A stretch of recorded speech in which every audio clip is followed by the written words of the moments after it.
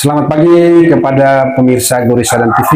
Guris Sadan TV membaca Indonesia dengan 3 metode.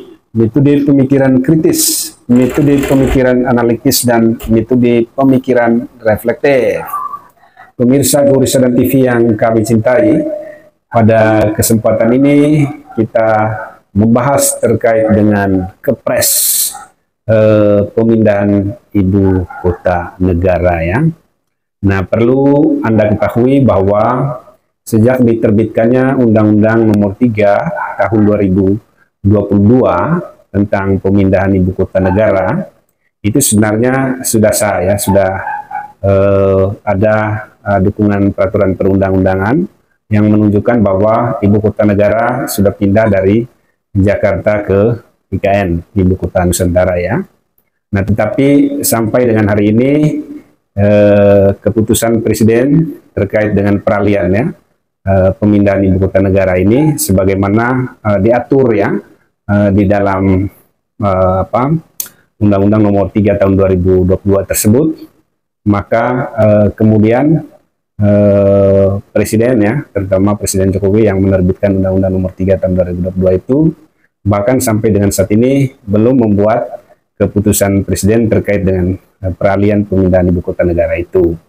Nah, kemarin tanggal 7 Oktober ya, Presiden Jokowi dalam satu wawancara di IKN mengatakan bahwa ekosistem dari IKN belum siap. Padahal sejak tahun 2022 Jokowi selalu mengatakan bahwa IKN akan dibangun selesai tahun 2024 ya. Bahkan pada waktu itu juga Jokowi mengatakan bahwa apel 17 Agustus pertama akan dilakukan di IKN ya. Dan memang kemarin apel itu dilakukan di 2 tempat ya, di IKN sama di Jakarta ya. Kemudian yang berikutnya, Jokowi juga dalam berbagai kesempatan mengatakan bahwa pemindahan ke IKN itu akan rampung ya sampai dengan September ya. Nah, tetapi kita melihat bahwa Menteri PAN-RB Aswar Anas ya, itu kemarin mengatakan bahwa sampai dengan November ya, itu belum akan dilakukan pemindahan terhadap aparat sipil negara dari Jakarta ke IKN ya. Nah, hal ini dilakukan karena belum ada instruksi atau perintah dari Presiden ya. Dan ada satu kata yang disampaikan oleh Presiden kemarin yang menjadi catatan penting kita, bahwa keputusan Presiden terkait dengan pemindahan ke ibu kota negara itu akan dilakukan oleh Presiden Prabowo ya, Presiden terpilih dalam pemilu 2024 ya. Nah, ada 2 implikasi yang bisa kita petik ya dari pernyataan Jokowi ini. Implikasi yang pertama bahwa apabila keputusan Presiden itu bisa dibuat oleh pemerintahan Prabowo, maka besar kemungkinan ada keberlanjutan terhadap IKN ya. Ada kepastian hukum lah ya untuk keberlanjutan IKN. Tetapi yang kedua, apabila mandatori yang diberikan oleh Jokowi ini bahwa pemerintahan Prabowo akan menerbitkan keputusan Presiden terkait dengan pemindahan ke ibu kota negara, maka kemudian akan berdampak pada kepercayaan publik ya, legitimasi yang kuat terhadap pemerintah ya. Dan jika itu yang dilakukan oleh Prabowo, maka kemudian kecurigaan publik ya terkait dengan misalnya IKN itu dianggap oleh netizen sebagai berpeluang untuk menjadi hambalang kedua ya. Itu menjadi persoalan yang sangat serius ya. Tetapi kalau bisa di take over, diambil alih oleh Presiden Prabowo, maka keraguan publik ya, kepercayaan publik tentang pemindahan ibu kota negara dari Jakarta ke IKN ini tidak menjadi soal yang sangat serius ya. Yang kedua, kita juga menanggapi apa yang disampaikan oleh Menteri PAN-RB ya, Aswar Anas, yang mengatakan bahwa pemindahan ASN ke ibu kota negara akan menunggu ekosistem yang siap ya, dan diperkirakan ya di ibu kota negara baru nanti mereka akan bekerja lebih produktif ya. Nah, saya melihat bahwa ada keraguan di sini ya terkait dengan pemindahan ASN ke ibu kota negara, dan anggapan bahwa ekosistem di ibu kota negara belum siap ya. Tetapi memang perlu kita analisis ya, kita baca dari tiga spektrum ya.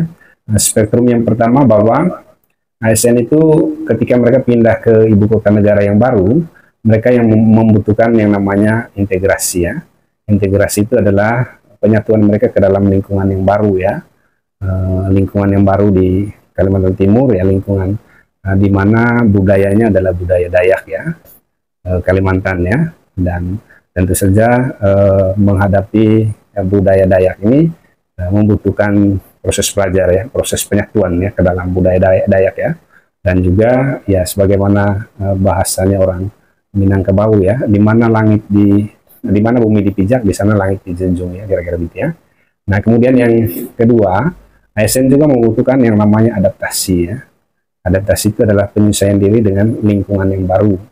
Jadi mereka, para ASN ini tentu saja tidak begitu mudah untuk menyesuaikan diri dengan lingkungan yang baru ya.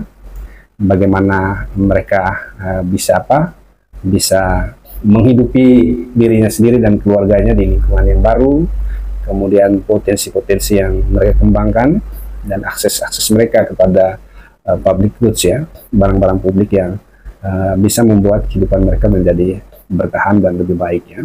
Dan yang ketiga, tentu saja ini terkait dengan bagaimana mereka memberikan pelayanan kepada masyarakat ya. Pelayanan kepada masyarakat ini menjadi pentingnya dan membutuhkan cara belajar yang baru ya, cara penyelesaian diri yang baru, cara penyatuan diri yang baru, karena ekosistem di Jakarta dengan di IKN itu adalah dua hal yang berbeda ya. Jakarta mungkin semuanya tersedia ya, tetapi di IKN yang baru ya semuanya baru dibangun gitu ya, baru mau disediakan gitu ya. Jadi dengan lingkungan yang baru, tidak praktis langsung ASN bisa bekerja secara produktif ya, tetapi ya bertahap ya, mungkin penyatuan dulu, kemudian juga belajar adaptasi dulu ya, sampai kemudian mereka baru bisa memberikan pelayanan kepada masyarakat ya. Tetapi memang harus juga diakui bahwa aparat sipil negara itu adalah mereka yang siap sedia untuk melayani negara ya. Dan saya rasa aparat sipil negara yang protes tidak mau pindah ke IKN ya lebih baik mengundurkan diri ya daripada melawan ya apa yang menjadi keputusan atau kebijakan negara ya. Demikian saja pemirsa Gorisaren TV. Jika Anda suka dengan video-video yang dibuat oleh Gorisaren TV, jangan lupa like, komen, subscribe, dan share ya ke teman-teman Anda. Katakan kepada mereka bahwa Gorisaren TV mencerdaskan Indonesia. Jangan takut untuk berpikir kritis, analitis, dan reflektif. Terima kasih, selamat pagi, dan sampai jumpa.